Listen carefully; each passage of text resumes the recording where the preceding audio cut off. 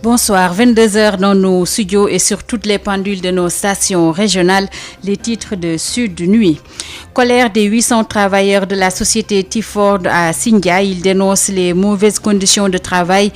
Ces travailleurs ont arboré des brassards rouges et interpellent les autorités. Le délégué du personnel Fall Diop réagit dans cette édition au moment où les éducateurs spécialisés sont toujours dans l'attente de leur recrutement 14 ans après leur formation. La présidente du collectif qui les regroupe lance leur cri de cœur. Alerte au feu de brousse, 179 ont été recensés dans 9 régions et 14 793 hectares emportés par les flammes. Le secrétaire général du ministère de l'Environnement et du Développement durable préconise l'installation de pare-feu et la mise en place de projets d'atténuation et d'adaptation au changement climatique comme solution pour mettre un terme à ce fléau. En politique, le parti présidentiel maintient le cap de l'émergence pour 2035 malgré le ralliement d'autres forces politiques et le risque de départ de certains ténors de l'APR qui a soufflé sur sa 12e bougie ce mardi. Dans la sobriété, nous aurons Amadou Moustapha Dian. Dans cette édition sur l'international, Billboard du département de la justice américaine soutient ne pas avoir constaté de fraude suffisante pour l'invalidation de la victoire de Joe Biden à la présidentielle américaine. Info santé de Marie-Rosalie Ndiaye vous sera également proposée dans cette édition mise en onde par Pape Abdoulaye Dieye.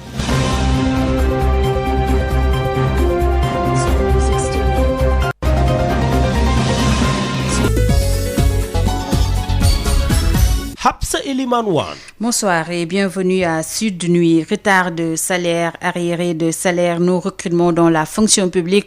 Les éducateurs spécialisés du Sénégal souffrent le martyre depuis 14 ans. Ces travailleurs interpellent le chef de l'État, veulent donc être orientés dans la fonction publique et recrutés dans la fonction publique. Voici le cri de cœur de la présidente du collectif des éducateurs spécialisés du Sénégal, Ndeye Astou Diba.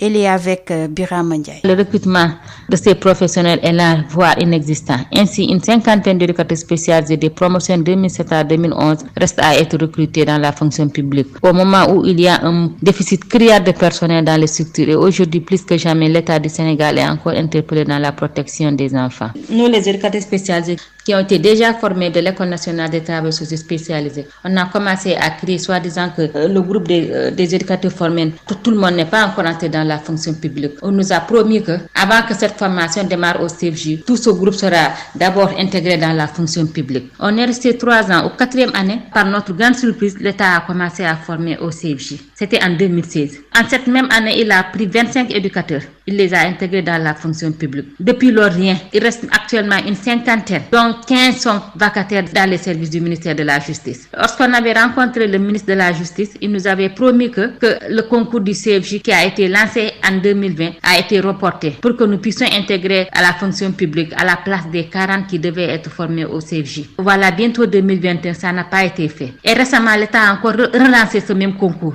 Alors que nous, on est déjà formés, déjà fonctionnels dans les services, on est vacataires, on peine même à percevoir des salaires depuis qu'on a quitté nos fonctions dans les ONG. On est venu répondre à l'appel à candidature de l'État. C'était l'année passée, en juin 2019. Depuis le premier mois, on a commencé à avoir des retards de salaire. 1 mois, ensuite 3 mois. Et cette année encore, dès janvier, ces retards ont commencé. On est resté depuis janvier jusqu'au mois de juin sans salaire. Toute la période du coronavirus, on l'a vécu sans salaire. Finalement, à la veille de la Tabaski, on a été payé de nos 6 mois d'arriéré de salaire. C'était Ndeye Astou Diba, la présidente du collectif des éducateurs spécialisés du Sénégal. Grogne des travailleurs de la société Tiford à Sindia en brassard rouge. Ils s'insurgent contre les mauvaises conditions de travail. Ces travailleurs au nombre de 800 prennent pour responsables les autorités de ce pays. Le délégué du personnel de la société Tiford, Serigne Fallou Diop, s'en explique au micro de Moustapha Sall. La situation est critique parce que l'État est en train de regarder ça pour autant réagir. L'État a donné une dérogation dérogation à cette entreprise, une dérogation de 5 ans. Et toute entreprise possédant de cette dérogation doit respecter le code des investissements. Cette entreprise n'a pas respecté le code du travail. Les conditions de travail sont extrêmement difficiles. Certains de la majorité des employés n'atteignent pas les 100 000 francs. Nous travaillons 12 heures par jour, sans pause. Nous interpellons l'État. Nous avons déjà fait un point de presse le 7 août pour interpeller l'État, mais aussi la population. Mais jusqu'à présent, rien n'est encore fait. La population est restée sourd-muette, l'État aussi. Et c'est vraiment honteux. C'est vraiment honteux.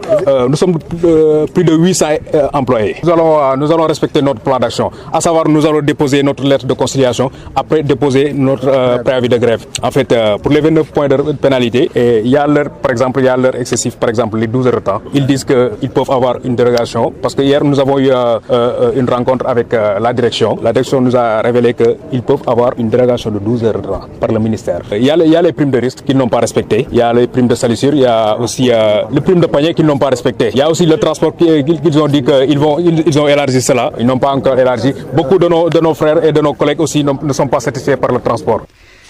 C'était donc Serigne Fallou Diop qui représente les travailleurs de la société Tiword à Signa. Tous les forages gérés par l'Aquatec dans les régions de Diourbel et Thiès sont en marche. Donc au propos du directeur des relations extérieures, de la communication, de l'information qui réagit suite aux dernières sorties médiatiques des collectifs de Goé et de Mboro incriminant la gestion de cette structure. Pape Mbaye Diop réagit au micro de Adama. Nous gérons les forages, nous donnons de l'eau aux populations, mais il est clair que si les populations ne payent pas leurs factures, nous ne pouvons pas continuer à supporter les charges des forages. C'était le cas au niveau d'Ongoye. Il y a eu un échange entre les autorités et nous, et il a été convenu de redémarrer le forage, ce que nous avons fait, puisque aujourd'hui, à l'heure où on parle, il y a de l'eau à Ongoye. Si les gens ne s'acquittent pas de leurs factures, nous ne pouvons pas continuer à prendre en charge les charges d'exploitation du forage. Et pour ce qui est du cas spécifique de Mboro, c'est un peu la même chose, mais en plus violent, parce qu'il y a des soi-disant collectifs, je dis soi-disant parce qu'ils n'ont aucune légitimité, qui font le tour des populations pour leur demander de ne pas payer leurs factures. C'est leur droit. Seulement, s'ils ne payent pas leurs factures, encore une fois, nous ne pouvons pas continuer à prendre en charge les dépenses d'exploitation du forage. Ça, c'est clair. C'est-à-dire qu'aujourd'hui, nous ne pouvons pas continuer à payer des factures de 2 millions, de 3 millions à la Senelec, et que derrière, les gens consomment de l'eau et ne payent pas leurs factures. Le refus, l'opposition aux décisions de l'État, ce n'est pas à nous de le gérer, c'est aux autorités administratives, territoriales, de s'en occuper et au gouvernement. Donc, s'il y a une opposition dans un endroit ou un autre, nous constatons l'opposition, nous remontons le rapport et c'est aux autorités de prendre la question en charge. À l'heure où je vous parle, tous les forages qui sont sous gestion Aquatec sont en marche. Il y a des forages qui ont connu beaucoup de difficultés que nous avons voulu remettre à niveau et nous avons réussi à le faire. Je prends le cas de Nyoroba, je prends le cas de certains forages comme Newman. Nous avons un cahier de charges, nous ne pouvons pas faire tout. Nous ne devons pas faire tout. Nous avons notre partie, nos obligations que l'État nous a assignées, mais il y a aussi les obligations de l'État. Et il faut que les populations comprennent que le prix de l'eau est fixé par l'État du Sénégal. Pape Mbaye Diop, le directeur des relations extérieures, de l'information du groupe Aquatec. Nous parlons toujours d'eau nécessaire, ce liquide précieux pour éteindre le feu. Depuis la fin de l'hivernage, le Sénégal a enregistré 170 cas de feux de brousse dans 9 régions sur une superficie de 14 793 hectares consumés, contrairement à l'année précédente. Un phénomène inquiétant qui risque d'être désastreux si des mesures ne sont pas prises à temps. Quelques solutions ont été proposées par les acteurs qui ont rencontré les maires de Linguère venus prévenir le ministre sur cette situation. La situation devient alarmante dans le nord, une zone sylvopastorale qui risque d'être dévastée par les feux de brousse. Plus de 14 000 hectares sont partis en fumée dans 9 régions du Sénégal. Amadou Lamine Guissé, secrétaire général du ministère de l'Environnement et du Développement durable. Depuis la fin de l'hivernage, nous sommes à 170 cas pour une superficie de 14 000 hectares brûlés. Comparé à l'année dernière, à la même date, on était à 19 cas pour une superficie d'environ 900 hectares. Comme vous l'avez noté, nous avons enregistré une très bonne pluviométrie cette année. La conséquence principale, si on peut l'appeler ainsi, c'est qu'on a un tapis herbacé très fourni. Et si on a un tapis herbacé très fourni, nous devons de prendre les dispositions pour limiter les cas de feux de brousse. Fort de ce constat, les maires de Linguère, pour sauver leurs ressources naturelles, sont devenus faire part de leurs préoccupations au ministre de l'Environnement pour un accompagnement. Yoro Sow, maire de la commune de Warhor, député à l'Assemblée nationale. Il y a certains maires ou certaines collectivités territoriales, des initiatives ont été déjà dégagées pour mettre en place des pare-feux pour atténuer en tout cas ce phénomène de feu de brousse. Mais ces collectivités ou bien ces initiatives locales ont besoin d'accompagnement. Les communautés mettent sur la table les moyens, les maires accompagnent, mais pour un certain nombre de matériel, on a besoin de l'appui des services techniques, notamment le ministère de l'Environnement, mais aussi l'Agence nationale de reforestation et de la Grande Muraille Verte. Des pistes de solutions sont ainsi dégagées par le ministère de l'Environnement qui s'engage à accompagner les collectivités territoriales. Amadou Lamine Guissé, secrétaire général du ministère. Les moyens logistiques, l'État du Sénégal est en train de se mobiliser. Et parmi ces ressources, ce que nous avons noté, c'est l'acquisition d'engins lourds, l'acquisition d'unités légères, mais l'acquisition de matériel et équipements pour accompagner les communautés. Mais l'idée que nous avons, si toutefois nous aurons les moyens, c'est de mettre en place des pôles. Aujourd'hui, au nord, nous avons la région de Saint-Louis, la région de Matam et la région de Louga. Avoir un pôle nord qui va mobiliser des citernes, des gradaires, des bulldozers, des unités légères.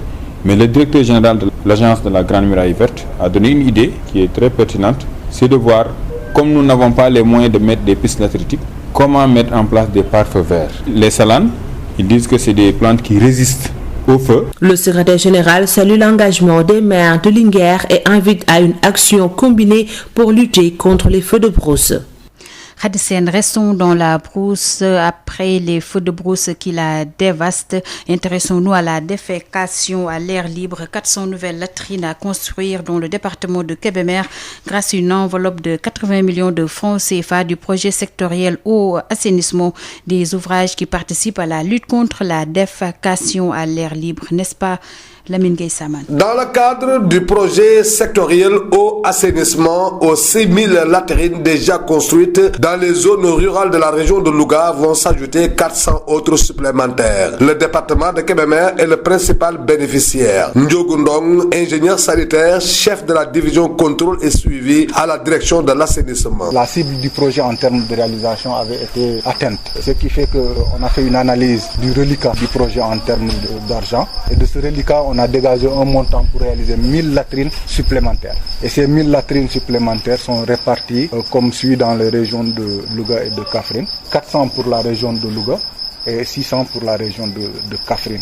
Le contexte de la pandémie du coronavirus oblige. Les ménages ruraux ciblés vont bénéficier de ces ouvrages sans bourse déliée. Ndiogou Ndong, le responsable du projet sectoriel eau assainissement. Compte tenu de la situation que nous savons tous de la maladie du Covid-19, on a jugé nécessaire, comme initialement le projet envisageait en tout cas demander aux populations une contribution de 15 000.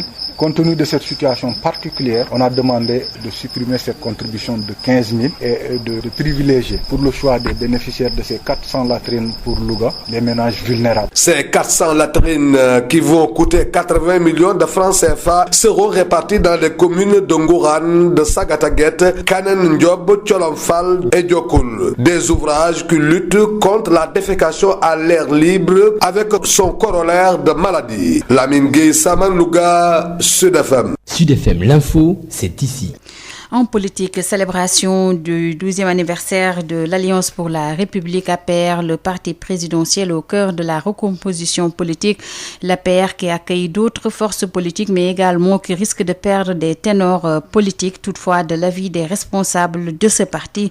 Donc l'APR maintient le cap de l'émergence pour 2035. Amadou Moussa Fadien. Joyeux anniversaire APR, joyeux anniversaire. 12 ans, jour pour jour, l'APR fête son anniversaire. Une célébration voulue sobre qui intervient en pleine pandémie.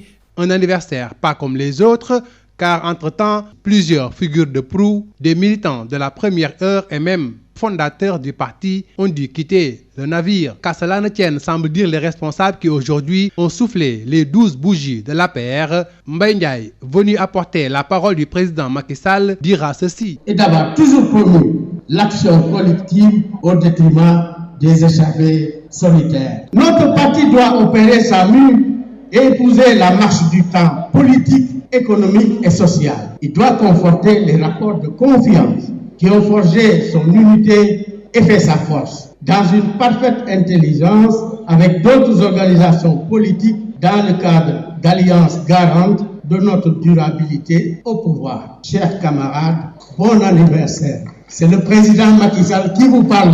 L'APR et la mouvance présidentielle qui ont reçu des alliés de taille à l'occasion du dernier remaniement. Ce qui fait dire au ministre Dame Diop que l'Alliance pour la République est un parti ouvert et que son cap est de réaliser l'émergence du Sénégal d'ici l'horizon 2035. Mais le cap, c'est d'aller encore vers l'émergence à l'horizon 2035. C'est le cap de notre parti. Nous avons créé notre parti adossé sur le Yoonu Yokkute, mais aujourd'hui sur le plan Sénégal émergent et qui vise l'émergence du Sénégal en 2035. C'est tout heureux que des Sénégalais d'envergure nationale, des Sénégalais se rejoignent à l'activité du président Macky Sall pour construire ce pays. C'est le plus important. Nous avons pensé et nous le faisons tous les jours. Ce n'est pas seulement à l'APR de construire ce pays-là. Le Sénégal a besoin de tous ses fils. Et donc nous lançons un appel à ceux qui ne sont pas encore venus de rejoindre l'équipe et d'accompagner la construction de ce pays-là. C'est notre cap. D'ici là, les prochaines élections locales seront un bon baromètre pour mesurer l'impact réel de cette recomposition politique en cours. Joyeux anniversaire.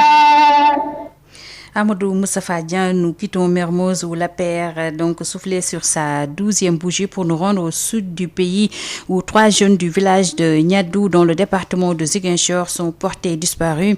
Un a été perdu de vue depuis dimanche. Les 2 autres qui étaient partis à sa recherche ne sont pas revenus depuis lundi.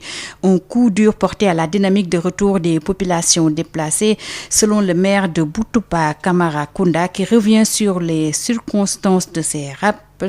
Malang Gassama avec Ben Michel Kanfoudé. Dimanche vers 9h, un jeune a quitté Niadou pour Bilas. Alors en cours de route, il n'est pas arrivé. Il n'est pas arrivé depuis dimanche. Alors lundi matin, les jeunes aussi de Niadou ont décidé d'aller à sa recherche. De cette recherche, on a entendu des coups de fusil. Ceci a provoqué une débandade. Ils ont essayé de fuir pour se cacher et rentrer au bercail. Alors arrivés à la maison, ils ont remarqué que 2 de leurs copains n'étaient pas revenus. Donc ce qui porte à 3 disparus. Dans la zone là-bas, c'est la tristesse, la désolation. Toute la population est vraiment découragée, n'est-ce pas, de cette situation, parce que on espérait beaucoup sur cette accalmie, ce qui a motivé les gens de la zone à penser au retour. Et on ne s'attendait même pas de pareille situation. On ne s'attendait pas du tout. Donc ça, c'est une surprise désagréable qui est intervenue le dimanche à aujourd'hui. Et jusqu'ici, on n'a pas vu retrouver ces 3 jeunes. C'est la situation triste qui prévaut dans la commune de Boutoupa Kamara Kounda en général et surtout dans ces villages de Niadou et Bilas. L'armée continue toujours sa sécurisation et sa recherche. Nous gardons toujours espoir dans le but que peut-être que ces recherches de l'armée va aboutir. Avec l'accalmie, la paix, les 4 villages ont décidé de retourner, de rentrer au bercail. Il y a une forte dynamique de retour. Donc avec cette situation, ça va vraiment créer la psychose. Et la population est très découragée de cette situation parce que ne s'attendait pas du tout qu'on pourrait vivre une pareille situation.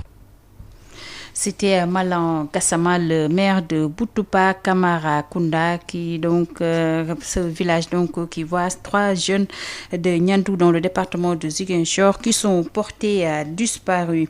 2 ans de prison ferme, c'est ce que risque le père de Doudou Faye ainsi que 2 autres pères de famille qui ont embarqué leur fils candidat à l'immigration. Si le tribunal de grande instance de Mbour suit le procureur qui requiert cette peine.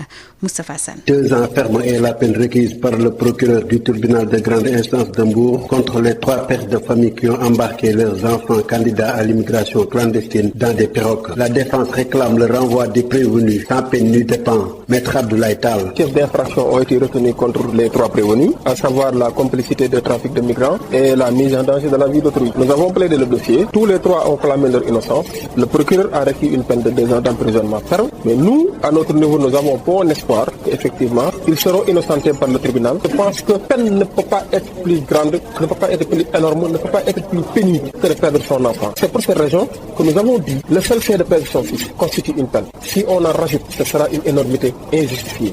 Et nous avons également plaidé leur innocence. On a dit qu'effectivement, la base légale pose problème.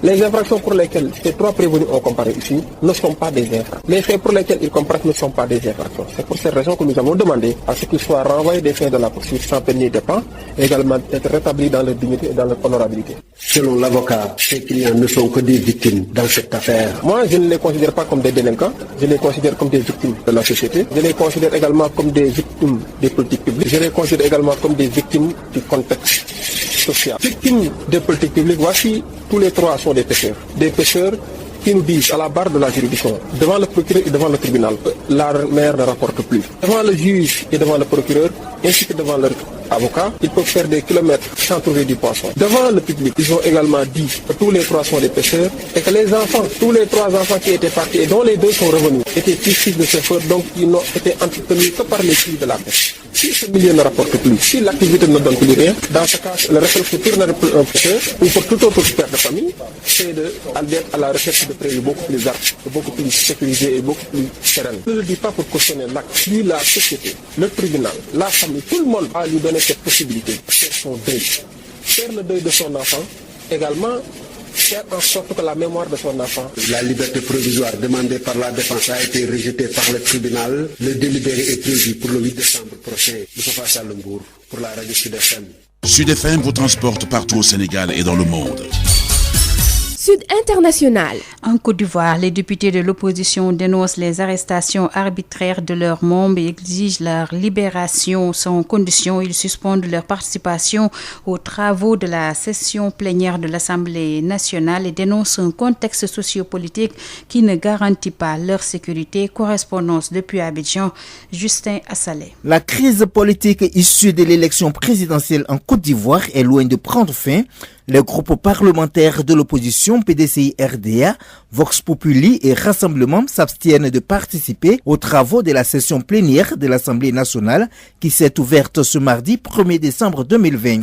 Ces députés qui ont souhaité lire une motion de soutien à leurs collègues incarcérés, dont Maurice Kakou-Gikaoué, le secrétaire exécutif du PDCI-RDA, Pascal Affinguessan, le président du Front populaire ivoirien et porte-parole de la plateforme de l'opposition, et Alain Lobognon des Générations Peuple Solidaire de Guillaume Soro ont été pris en partie par les députés RHDP partis au pouvoir. Pour les députés de l'opposition, il s'agit de faits sans précédent dans le fonctionnement de l'Assemblée nationale ivoirienne.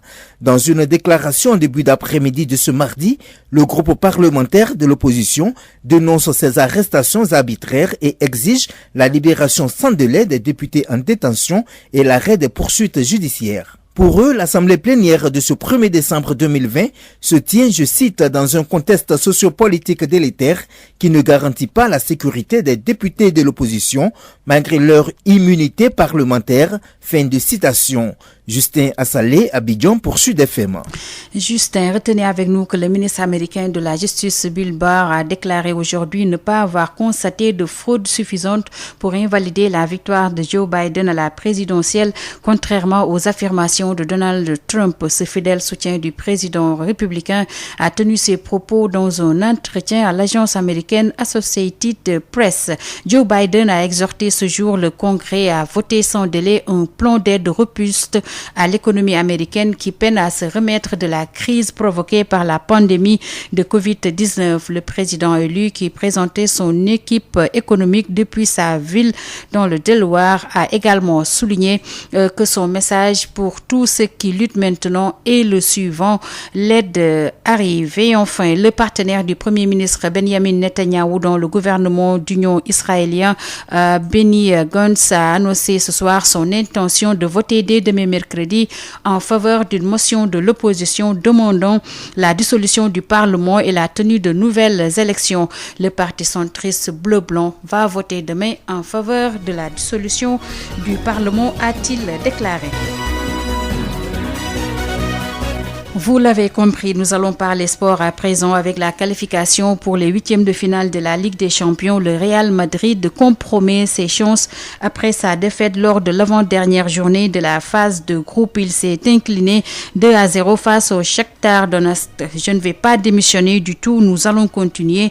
J'ai cité Zinedine Zidane, l'entraîneur français du club madrilène. Nous revenons au Sénégal pour parler de la Ligue 1 Pro, staff technique renforcé, joueurs recrutés, présentés aux supporters et au grand public. L'ASC Niambour est parti en Gambie, première étape de la préparation de la saison foot 2020-2021. L'ambition de l'équipe Fagnon de Louga est de gagner des trophées qui lui échappent depuis 1997. Morsila, le président de la section sportive du Niambour, s'est confié à Lamine Gueye Samane à la veille du départ de l'équipe pour la Gambie. Nous l'écoutons. La préparation, ça va se faire sur 3 étapes. L'étape de Louga qui consiste à recevoir les joueurs, regrouper les joueurs au sein du complexe, mais également faire les visites médicaux. Après maintenant, on va faire une réunion pour voir comment nous allons partir, mais également dégager les grandes lignes, parler avec les joueurs de ce qu'il faut faire de Louga en Gambie, en quelque sorte, c'est-à-dire de respecter le cahier de charge. Après, on va aller en Gambie pour préparer maintenant le travail foncier qui va se faire sur 3 étapes. Préparation foncier, travail tactique, mais également travail mental. On va faire là-bas 3 semaines pour revenir à Louga maintenant, pour jouer des matchs amicaux pour préparer le premier match contre Pékin. Les supporters ont dit que Louga a soif de coupe. Et vous avez encore une fois de plus réitéré les mêmes ambitions, c'est-à-dire gagner quelque chose. À quand remontent les dernières coupes gagnées par le Gambie? Je pense que c'est en 97. Aujourd'hui, les staff techniques qu'on a présentés, ce sont tous des éléments qui ont eu à gagner un championnat ou bien une coupe au Ndiambour. En commençant par Siak Ngiran qui nous a tous appris comment jouer au football. Matarwa Dundoy qui a gagné 3 fois le championnat du Sénégal. Idem pour Mohamed Ndiaye, Morsele, Saladien, Aline Badara Gueye qui est revenu, qui a été meilleur buteur du championnat du Sénégal, qui est parti et revenu. Aussi Malal Sow, que je ne présente plus, mais également Jerry Sek Omodien. Ensemble, je pense que toutes ces personnes qui gravitent autour de cette technique, ce sont des personnes qui ont eu à gagner quelque chose. Donc cette année, je pense qu'avec le recrutement qu'on a fait, il y a lieu d'espérer de gagner quelque chose. Je pense que cette année, ce sera la bonne. Mais ça doit se faire également dans un climat de confiance. Quel appel lancez-vous véritablement aux dirigeants? Raison pour laquelle, quand j'ai pris la parole, j'ai appelé tout le monde vers l'essentiel, c'est de venir mutualiser nos forces pour pouvoir gagner quelque chose. On ne peut pas gagner quelque chose sans que tout le monde parle le même langage. Donc aujourd'hui, j'appelle tout le monde. 22h28 dans nos studios, nous recevons Marie-Rosalie Ndiaye pour Info Santé. Biotox anti-moustique pour le corps, les vêtements, les rideaux et draps vous protège contre les moustiques chez l'adulte et l'enfant. Val d'Afrique vous offre votre journal de la santé.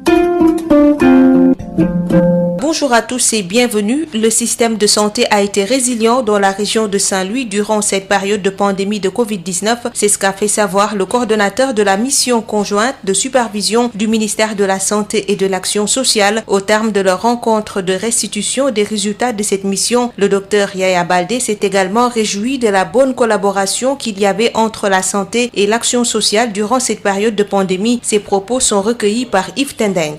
Les constats sont de différents ordres et également sont différents selon les niveaux. Mais de façon globale, on peut dire que le système a été résilient durant cette période de pandémie à Covid-19.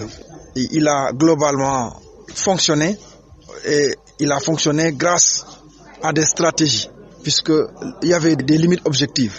Mais grâce aux stratégies qui ont été développées, grâce également au génie qui a été propre à la région, et grâce à la bonne utilisation des opportunités qu'offrait la région, grâce à la qualité de la coordination depuis les autorités sanitaires au niveau du comité régional de gestion des épidémies jusqu'au niveau des départements avec les comités départementaux, la qualité de cette coordination a permis à la région d'avoir la résilience et de faire fonctionner de façon optimale les différents services. Des ruptures de médicaments ont été notées, le couvre-feu, la limitation des déplacements comme écueil. Justement, durant cette période de couvre-feu, il y a eu des stratégies innovantes, notamment la contribution multisectorielle avec les forces de sécurité. Il y a eu des femmes enceintes qui ont été transportées par des véhicules de la police, des femmes enceintes ou bien des malades qui ont été transportés par les sapeurs-pompiers. Il y a eu également des ambulanciers dont les numéros ont été communiqués. Je pense que ça, nous l'avons mis comme point fort au niveau de la région. Mais également la contribution du SAMI régional au niveau de Saint-Louis. Donc, c'est tout ce génie créateur-là au niveau de la région que nous avons retrouvé et que nous avons capitalisé comme point fort. Effectivement, il y a également des points à améliorer.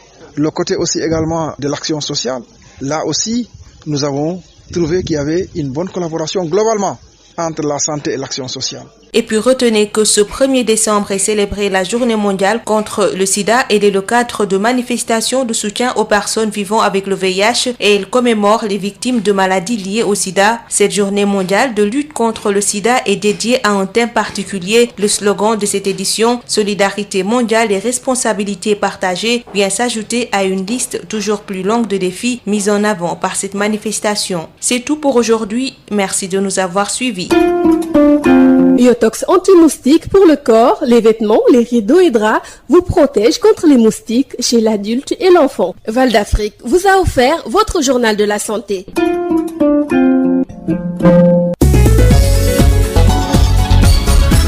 Hapsa Eliman One. 22h32 dans nos studios, la même heure sur toutes les pendules du ministère du Travail. C'est la fin de cette édition, le rappel des titres. Colère des 800 travailleurs de la société Tiford à Sindia. Ils dénoncent les mauvaises conditions de travail. Ils ont arboré des brassards rouges et interpellent les autorités. Le délégué du personnel, Serigne Fall Diop, a réagi dans cette édition au moment où les éducateurs spécialisés sont toujours dans l'attente de leur recrutement 14 ans après leur formation. La présidente a lancé leur cri de cœur dans cette édition. Alerte au feu de brousse. 179 ont été recensés dans 9 régions et 14 793 hectares emportés par les flammes après l'hivernage. Le secrétaire général du ministère de l'Environnement et du Développement durable préconise l'installation de pare-feu et la mise en place de projets d'atténuation et d'adaptation au changement climatique comme solution pour mettre un terme à ce fléau. Le parti présidentiel maintient le cap de l'émergence pour 2035 malgré le ralliement d'autres forces politiques et le risque de départ de certains ténors de l'APR qui a soufflé sur sa 12e bougie ce mardi dans la sobriété. Vous avez eu droit au compte rendu de Amadou Moustapha Dieng. Sur l'international, Bill Barr du département de la justice américaine soutient ne pas avoir constaté de fraude suffisante